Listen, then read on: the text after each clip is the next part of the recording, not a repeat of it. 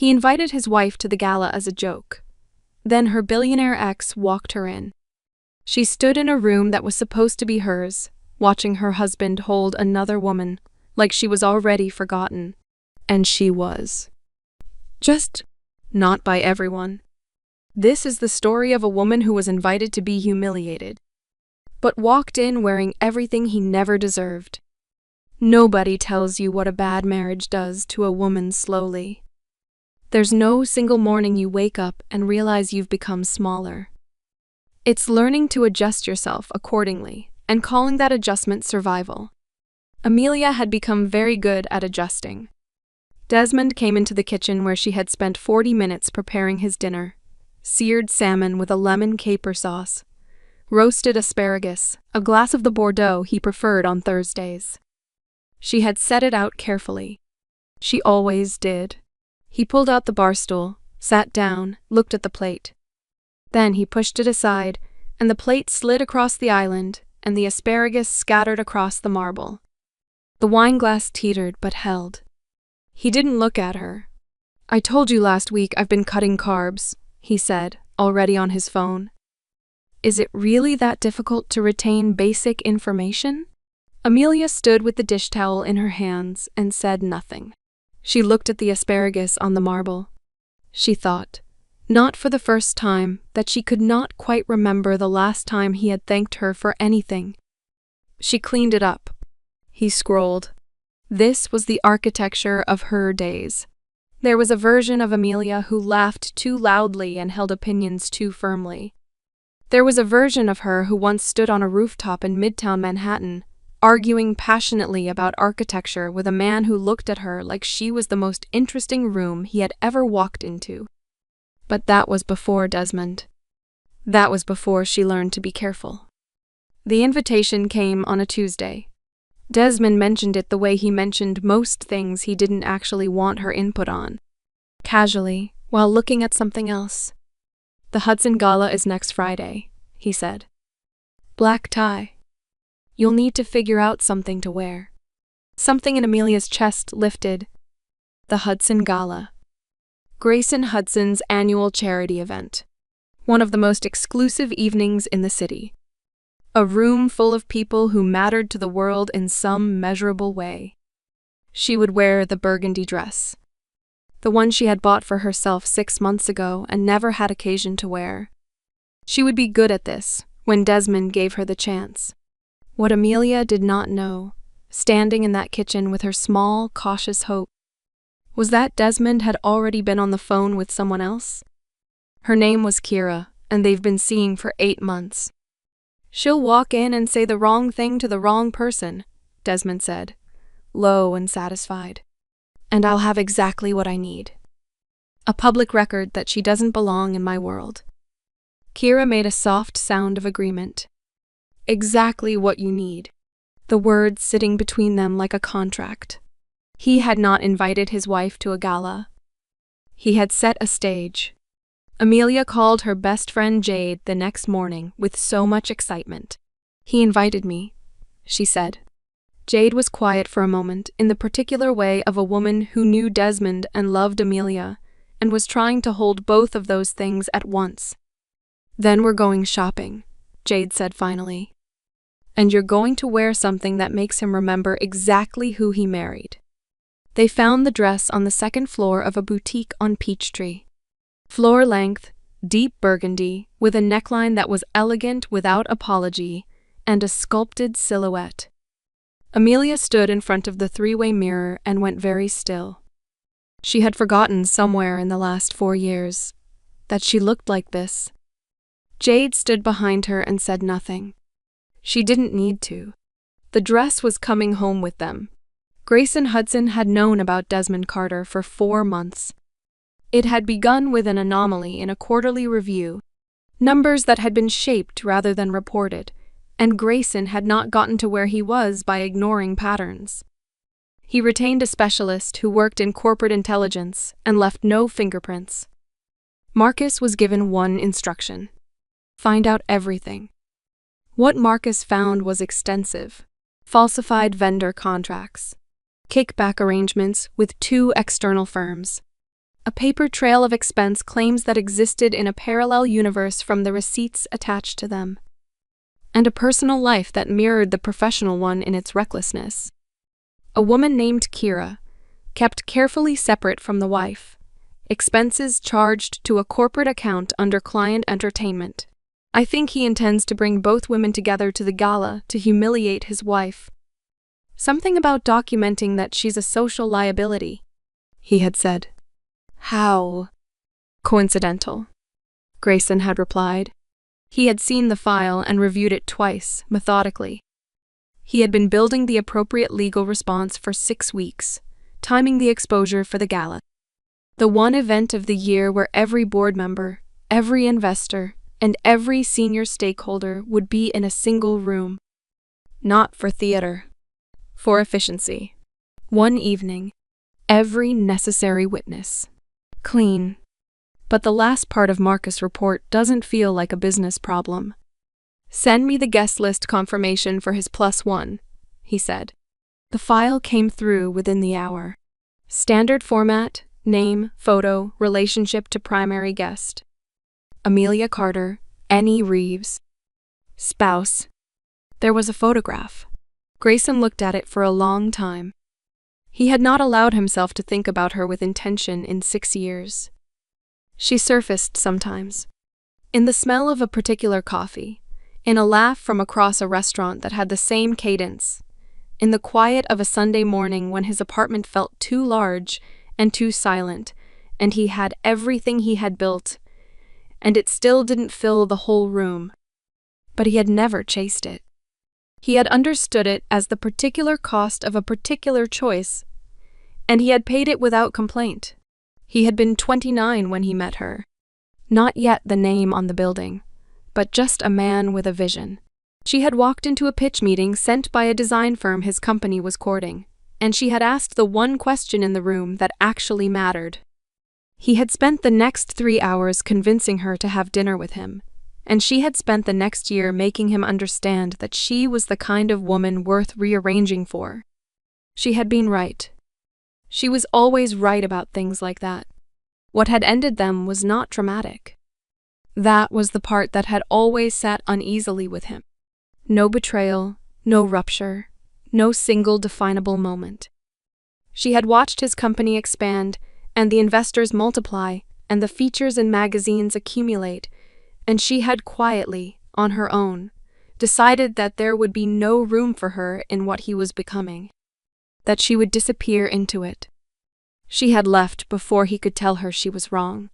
He had never fully forgiven either of them for that.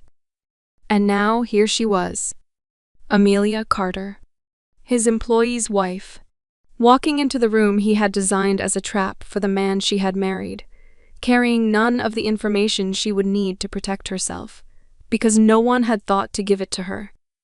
Grayson closed the file. He picked up his phone. She answered on the 3rd ring, her voice cautious and familiar in the particular way of a voice you have not heard in years, but have not quite forgotten. Hello? He had prepared what to say. He had it organized, the way he organized everything: lead with the professional context, provide sufficient information without unnecessary detail, offer the practical solution. Clean and efficient. Instead, he said, "It's Grayson." A pause that told him everything. "I know," she said. He chose his words carefully. He was not going to hand her the full file. The extent of Desmond's crimes, the months of surveillance, the meticulous case that was days from being executed. That would come in time, through proper channels, with the legal insulation she would need. But she deserved to walk into that room with her eyes open, and he was not willing to let her be surprised. "I need to tell you something about Friday," he said. "Desmond will be at the gala, but he will not be alone." He paused, letting that land without elaboration. "There are also some professional matters involving him that are going to surface that evening. I can't give you details, but I want you to be prepared." "I know," she said. The silence on her end was very still. Not the silence of shock. The silence of a woman quietly confirming what she had already known, at some level, for longer than she'd admitted. "How long have you known?" she asked finally. "About the professional matters?" "Months." "About the other?" "Recently." He stopped. Then, because it was true, and he was finished pretending it wasn't, "Amelia, you don't deserve to walk into that room unprepared, and you shouldn't walk in alone." She made a sound that was not quite a laugh and not quite anything else. "You're asking to escort me to your own gala. I'm telling you I'd like to. There's a difference." She said no. He waited.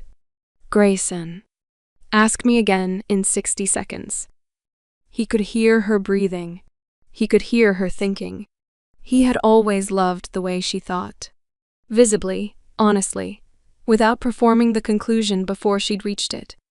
"Why are you doing this?" "I'm doing this," he said, "because the last 6 years would have looked very different if I'd fought harder." The pause that followed lasted exactly long enough to mean something. "Don't make me regret the yes," she said. He exhaled. "You won't." They talked for 2 hours after that. Not about Desmond. Not about the gala or the case or the things that were coming. Just about the rooftop they both still remembered. He made her laugh twice, and both times the sound moved through him like something long overdue. When they finally said goodnight, he sat in the quiet of his office for a long time. He had a gala to finalize, a legal team to brief, and a 4-month case to execute. But all he could think about was the way she said his name. Amelia got ready alone, the way she had wanted to. She stood at her vanity and took her time with everything. The careful architecture of her makeup, her hair swept up with 2 loose strands framing her face, the way she wore it when she wanted to feel like herself, not Desmond's wife, not someone's liability, just herself. The burgundy dress fell over her body like it had been waiting for tonight specifically. She looked at her reflection for a long, still moment. Then she picked up her clutch, turned off the bathroom light, and walked out. Grayson was at the door at 7:45. Black tuxedo, single white pocket square, dark hair slightly shorter than she remembered. He looked exactly like himself, and exactly like 6 years of a Sunday morning she had tried not to think about. He saw her and went very still. He looked at her the way men rarely allow themselves to look at women they have spent years training themselves not to want. His expression didn't manage anything. It just landed. Then, quietly, almost to himself, "I should have fought harder." Amelia held his gaze for one breath. Then she reached out and took his arm, and did not say anything. Because some things don't need a response so much as a witness. The Hudson Gala occupied the grand atrium of Hudson Tower. 200 feet of glass, steel and warm light. Champagne moved on silver trays. The crowd was curated, accomplished, and precise. And then the doors opened. It didn't announce itself. It never does when something real enters a room. There was no gasp, no dramatic parting. Just a gradual, organic shift. Conversations that slowed, heads that turned, a ripple of redirected attention that moved through the atrium like a change in air pressure. She was stunning. That was undeniable.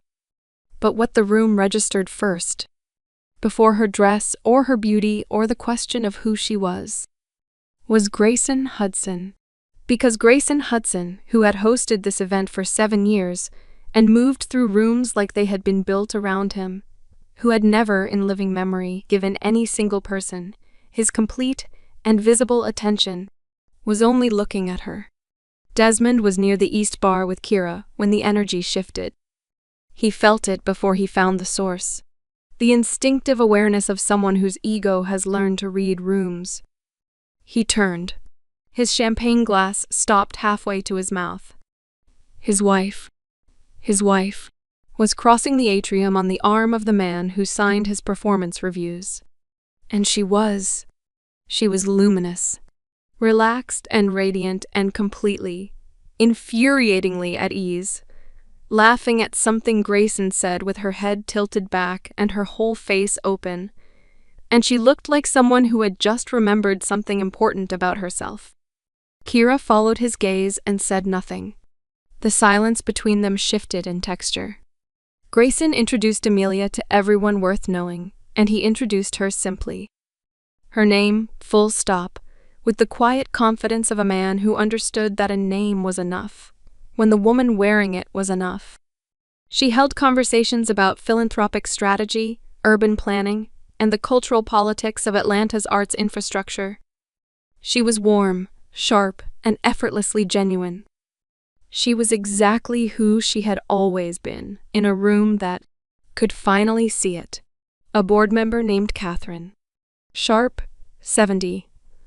The kind of woman who had survived decades of rooms exactly like this one. Pulled Amelia aside near the champagne station and said, "You're the most interesting person I've spoken to all evening." "What do you do?" Amelia smiled. "Currently? Apparently, I'm surprising people." Catherine laughed. "Real, not social." She pressed her card into Amelia's hand. "Call me."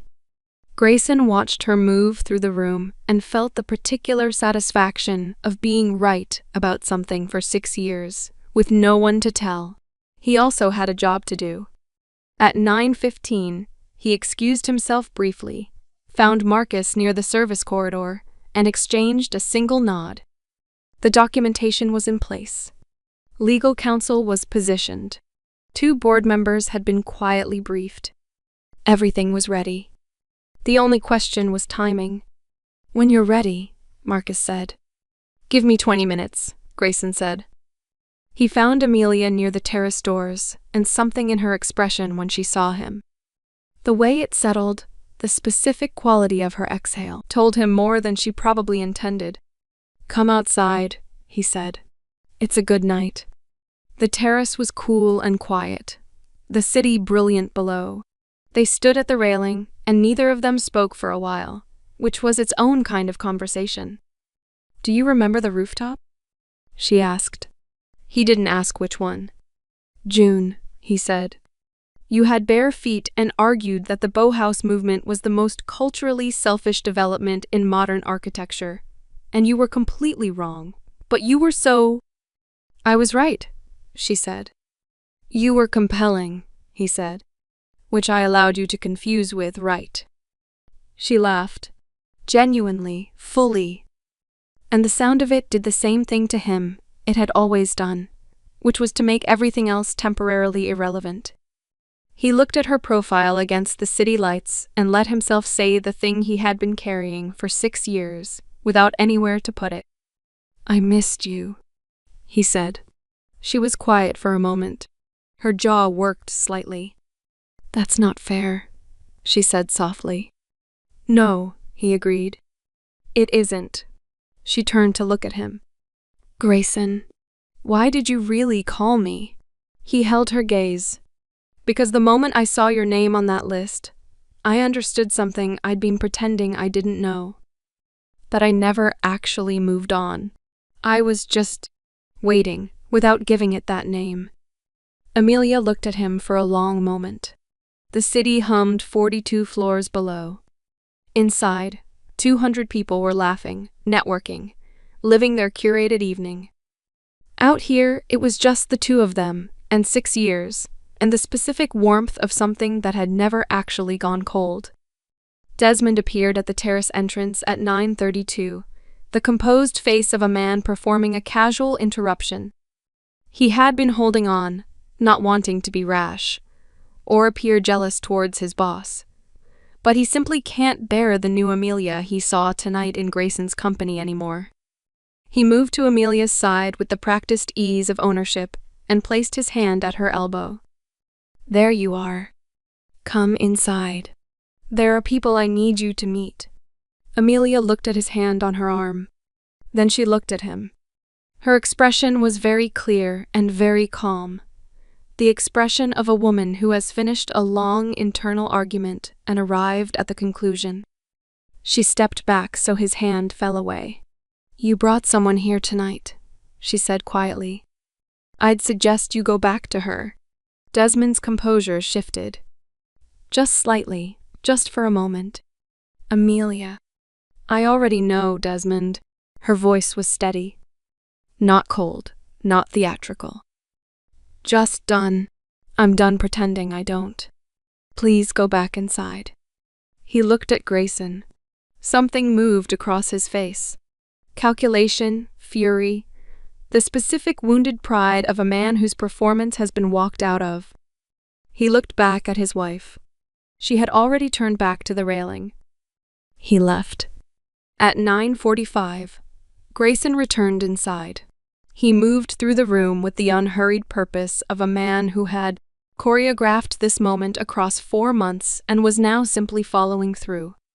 He found the 3 board members he needed, exchanged a word with his legal counsel, and positioned himself near the center of the atrium, where the room's natural acoustics would do the work. Marcus materialized at Desmond's shoulder at 9:50. What followed was not a scene. It was quieter and more devastating than a scene. 2 men from legal and 1 from the board sitting Desmond Carter down in a side alcove with a folder of documents and the particular, controlled courtesy of institutions that have already decided the outcome. No raised voices, no dramatic accusation. Just evidence, laid out with the thoroughness of 4 months of patience.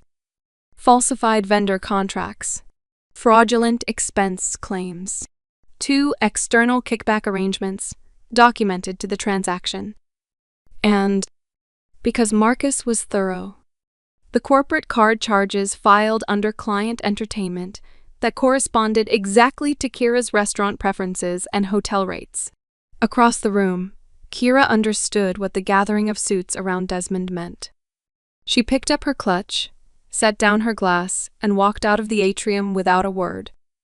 No scene. No drama. Just the clean, quiet exit of a woman recalculating. Desmond Carter left the Hudson Gala at 10:03, escorted to a car by 2 men from legal.